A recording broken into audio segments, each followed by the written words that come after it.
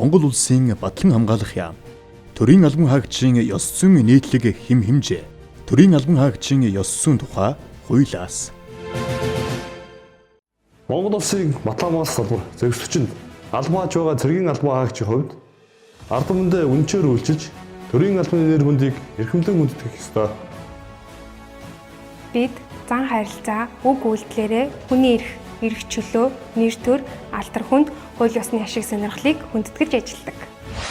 Бид хууль, шударга ёсыг дээдлэн захиж, ашиг сонирхлын зөрчилөөс ангид байх ёстой. Цэргийн албан хаагчид бид албан үүргээ гүйцэтгэхүүдэд гаргасан өөрийн буруутай үйлдэл болон бис үйлдэлийн төлөө ёс зүйн хариуцлага хүлээг.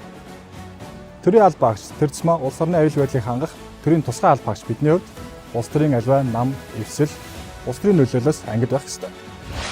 Би төрийн албан хаагчийн хувьд хуулиар тогтоосон иргэний эрх чөлөөний хязгаарлалтыг хүлээн зөвшөөрөх ёстой гэж үздэг.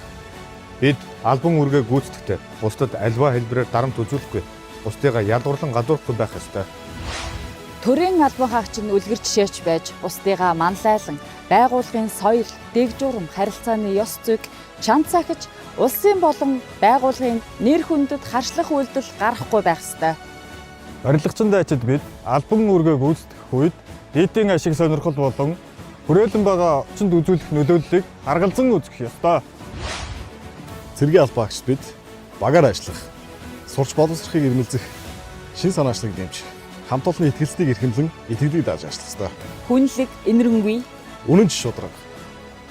Хариуцлагатай хамтаж. Мандайлагч. Төрийн албан хаагчид байх болно. Монгол улсын батлан хамгаалах яам.